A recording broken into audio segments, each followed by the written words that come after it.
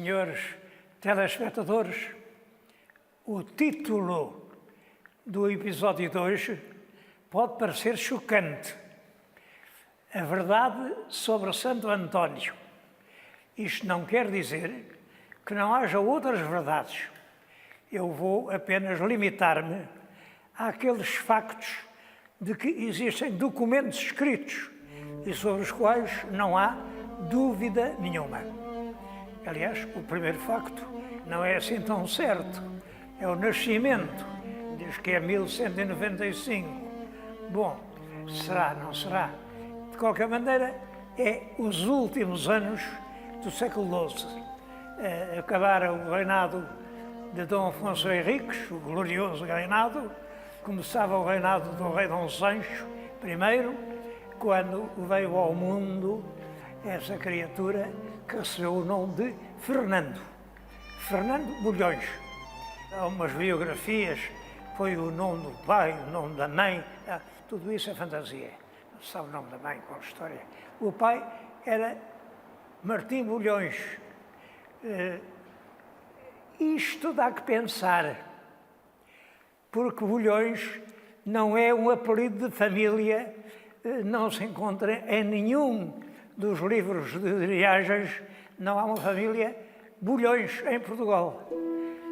O bulhão era uma moeda preta, ordinária, pequenina, era o troco, eram miúdos, os bulhões, hoje os miúdos. Bom, isto pode significar que o pai de Santo António jogava com essas moedas, o que está de acordo com uma informação de uma fonte italiana, da Legenda Prima, segundo a qual era cobrador de impostos do rei Dom Sancho.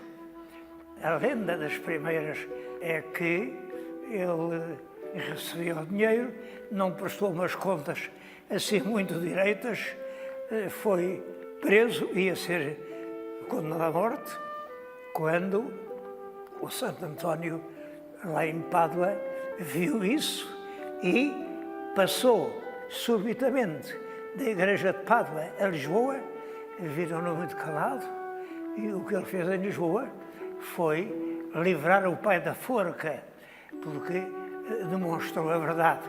A verdade é que o pai não tinha cometido nenhum erro e, portanto, não tinha pés nem cabeça a ideia da morte. Mas isto já faz parte do domínio da lenda. O certo é que ele nasce em Lisboa no fim do século XII, estudou aqui os primeiros tempos, não há documento que o prove, mas tudo indica que esteve na sede de Lisboa como um menino de coro, daí passou para a igreja de São Vicente de Fora, que era uma igreja onde se estudava, onde os monges ensinavam teologia, e esteve aí há alguns anos, mas depois os melhores eram mandados para Coimbra, para Santa Cruz de Coimbra, que era, nessa altura, o principal centro de saber em Portugal. Aqueles claustros que hoje vemos, andou por ali o Santo António. Só iam para lá os muito bons. E ele estudou lá 5 ou 6 anos. Estudou teologia, estudou as escrituras, estudou o latim. A certa altura, resolveu sair de Santa Cruz e passar para os franciscanos. Ora, isto é curioso, porque os franciscanos, a Ordem de São Francisco de Assis, era muito recente, tinha sido fundada em 1210. Durante 6 anos estudou teologia, estudou as escrituras minuciosamente, ele quase que sabia as escrituras de cor. Olhem, o São Francisco de Assis chamava-lhe a Arca das Escrituras, porque ele sabia tudo. E sabia, sobretudo, raciocinar, era um grande pensador de assuntos de teologia. Bom, a Ordem São Francisco é que era muito recente, nessa altura, muito recente. O São Francisco de Assis era um filho de um rico comerciante de Assis, que a certa altura se fartou da riqueza paterna e do conforto em que vivia e impressionou-se, sobretudo, com a injustiça que havia entre os grandes e os humildes. Ele é o patrono dos pobres, isto é, depois da Primeira Cruzada, quando se restabelece o comércio com o Oriente, a atividade económica italiana redobra de vigor e é nessa altura que aparecem essas injustiças. Um dia, o Santo António viu passar na praça uns ricaços vestidos com capas vermelhas. O vermelho era a cor do luxo, a riqueza exterior, o escarlate. E o Santo António fez este comentário.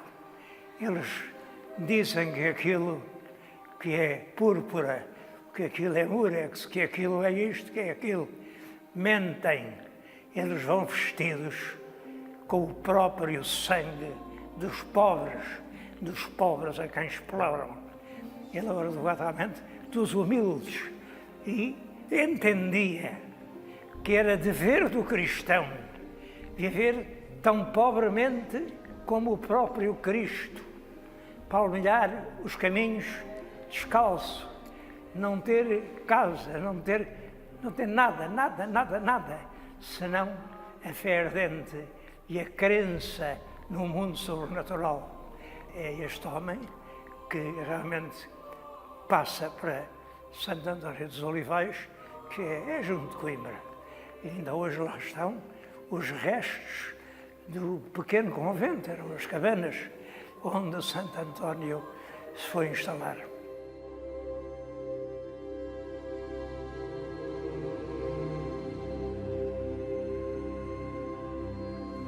Eu estou-lhes a falar no Museu Antoniano, que fica junto da igreja Santo António da Sé. Reúnem-se aqui muitas lembranças de Santo António, claro, mais modernas.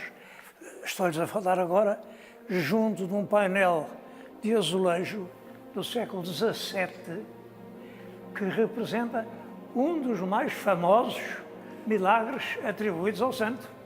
Vinha da França, estava a falar aos albigenses, a convencê-los de que eles não tinham razão, mas eles voltaram as costas, foram-se todos embora. Bom, e ele continua a falar, isto era na praia, então viu-se esta coisa espantosa. Vieram os peixes em multidão, estavam aqui os peixinhos todos, e ouviram o sermão do santo, que os hereges não quiseram ouvir. Mas eu gostava de contar, é quando ele estava em Santo António dos Olivais, aconteceu uma coisa surpreendente. Um grupo de missionários italianos, 5, passou por Coimbra para ir para Marrocos convencer os mouros a fazerem-se cristãos, a converterem-se ao cristianismo. Estiveram lá algum tempo, Santo António travou amizade com eles, eles embarcaram para o Norte da África e no Norte da África, é claro, aconteceu o que não deveria ser. Os mouros mataram-nos, cortaram-nos o pescoço, porque, enfim, não se podia pregar contra o que diz o profeta. E mandaram os cadáveres de volta para Coimbra. Isto impressionou muito Santo António, que eu estou a chamar Santo António, quando ele chamava-se, começou por se chamar Fernando, mas ele não gostava do nome Fernando, ou gostava mais do de António, que é Antão. O Santo Antão era o patrono dos eremitas, dos homens que iam para o deserto sofrer as tentações, os sofrimentos da solidão. E ele quis se chamar também Antão à latina. António é Antão à latina. Quis ir também para o Norte da África para passar a sorte de dos seus amigos mortos em África. Não se sabe bem, parece que adoeceu e tomou um navio que o levou à Sicília. E ele, da Sicília, ouviu dizer que em Pádua se ia reunir o capítulo geral dos franciscanos. Foi até Pádua e tomou parte nesse capítulo.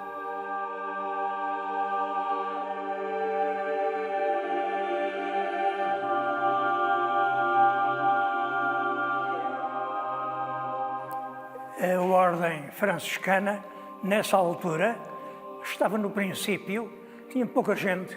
O capítulo geral foi em 1222. A ordem tinha sido criada em 1210, portanto tinha 12 anos, com 12 frades, 12 monges, 12 companheiros que pelos caminhos da Itália se tinham impressionado com a pregação de São Francisco de Assis, com aquela ideia de que temos que ser puros e pobres como Cristo, e o tinham acompanhado, e foi a esses 12 que o Papa deu o estatuto de ordem religiosa. São Francisco conheceu Santo António em Pádua. Não se sabe se ele aí falou, se não, sabe-se que foi para um pequeno convento, onde disse que não sabia fazer nada e, portanto, teve a missão de lavar a louça, mas um dia passou por lá um prelado e era preciso saudá-lo. Ora, quem falava tinham que ser religiosos, tinham que ser eclesiásticos. E os franciscanos não eram eclesiásticos, não tinham estudado teologia, eram apenas homens cheios de fé. E, portanto, tiveram que pedir àquele que era cônego por Coimbra, para fazer o discurso. Esse discurso emocionou toda a gente que o ouviu. Nessa altura fazia muita falta aos franciscanos um grande pregador, que eles não tinham, porque era a altura das heresias do sul da França, do norte da Itália, da Inglaterra, as heresias dos cátaros, dos albigenses, que punham em perigo a unidade da Igreja. Eles não negavam a divindade de Cristo, mas não aceitavam a autoridade do Papa, nem os sacramentos, nem a ordem da Igreja, nem os bispos, nada disso. E, portanto, era realmente uma heresia que destruía a unidade da Igreja.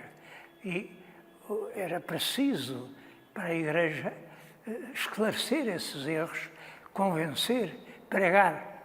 Esse grande papel da pregação dessa época veio a caber aos dominicanos de São Domingos do Gusmão. Mas Santo António também andou no norte da Itália e andou a pregar, sobretudo nas cidades mais populosas. Ele esteve em Bolonha. Bolonha era já então uma das mais célebres universidades do mundo. Como era possível que aquele português fosse ensinar os doutores de Bolonha? A explicação é simples. É que a Universidade de Bolonha consagrava-se sobretudo ao direito comercial. As relações entre o norte da Europa e a Itália obrigavam a estudos jurídicos profundos que os doutores de Bolonha fizeram. Mas teologia não estudavam. É isso, esses sermões de Santo António, eles estão ao alcance do público. Estes 3 volumes são as fontes franciscanas, editadas pela editorial franciscana, e têm todos os sermões, todos que Santo António pregou, e até talvez alguns que ele não pregou, porque houve muita coisa que foi atribuída ao Santo António e que não era dele. Mas, enfim, isto e a obra recente do Dr. Francisco da Gama Caieiro, a maior informação que podemos ter sobre a realidade histórica de Santo António. 6 anos depois de ter chegado à Itália, era uma lenda. Santo António tinha uma aura, um nome em toda a parte, mas sobretudo no norte da Itália, porque era no norte em que havia mais heresias, mais cátaros, mais albigenses. A heresia chegou à cidade de Roma. Isto mostra até que ponto a situação era perigosa para a Igreja e até que ponto a ajuda de um grande pregador era preciosa para a ordem. A palavra de Santo António era realmente uma palavra iluminada, brilhante. Tudo aquilo se move no universo metafísico. É uma beleza extraordinária, uma riqueza de imaginação, um simbolismo, como ele, das Escrituras, vai buscar tudo quando realmente faz um corpo de doutrina absolutamente notável, pelo brilho das palavras dele, ouvem-se e não esquecem mais. É o maior orador da Itália.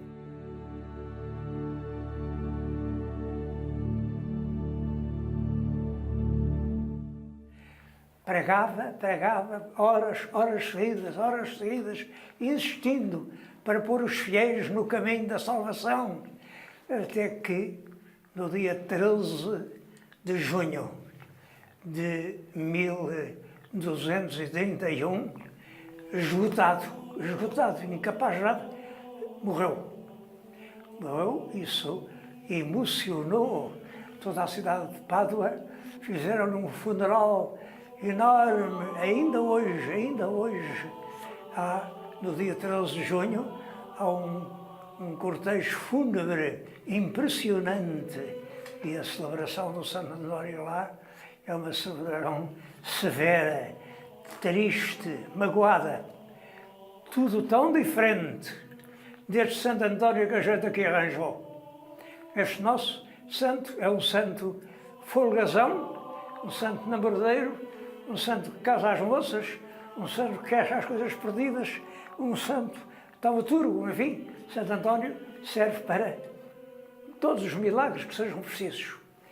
Como é que se operou esta transformação? Bom, eu julgo que tem a ver com o caso de São Gonçalo de Amarante.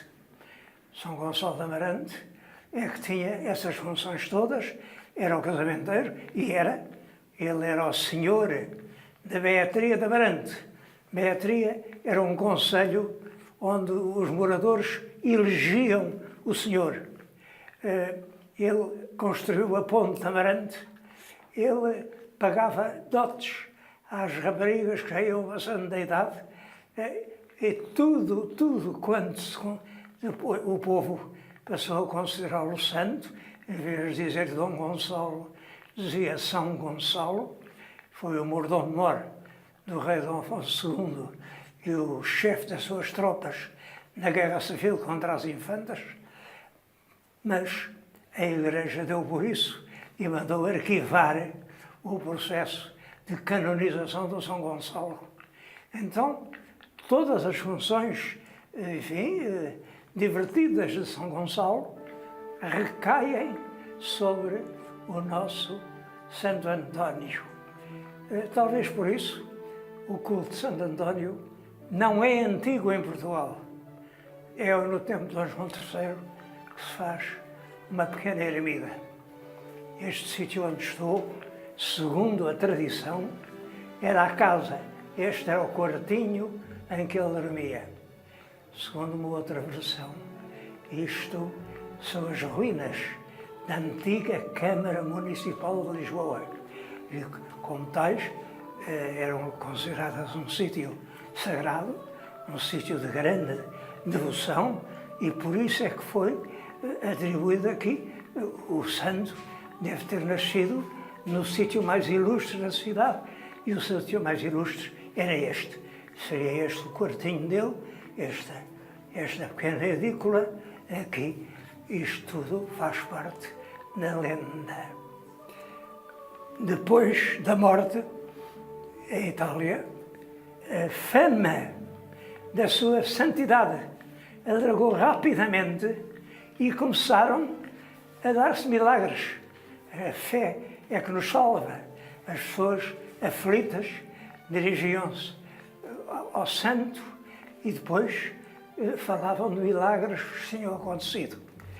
O Papa Gregório IX já tinha um dossiê de milagres quando, no ano seguinte, em 32, o canonizou.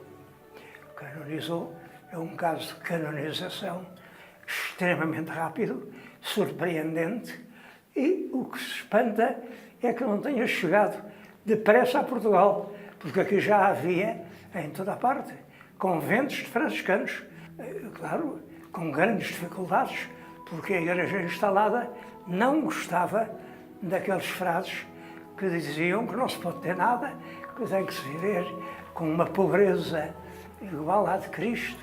Bom, isso criou grandes problemas e lutas, mas a verdade é que não havia culto até o tempo de João III. Depois, essa pequena ermida caiu com o terremoto e depois foi construída esta igreja, que já tem uma certa grandeza, uma igreja barroca, com subscrição popular. É daí que vem os altarinhos e o tostão para o Santo António. O tostão para o Santo António. Eu ainda lembro-me perfeitamente, era eu garoto, aqui por estas ruas, os meninos faziam um trono com papel de prata, com papel brilhante, com flores, com bonequinhos, enfim, muito engraçado, e com um milheiro para deitar uma moeda para o Santo António. Diziam uns que era para a cera da igreja, diziam outros que eram para a obra. A verdade é que a ideia do tostãozinho para o Santo António ficou na tradição portuguesa. E esta obra, que aqui está, foi, de certa maneira, uma obra coletiva do povo português.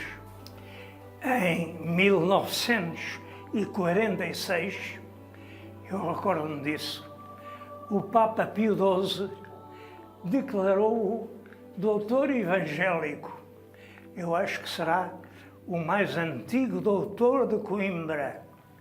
É uma glória para a Igreja e é um motivo de prestígio e de orgulho para a cultura portuguesa.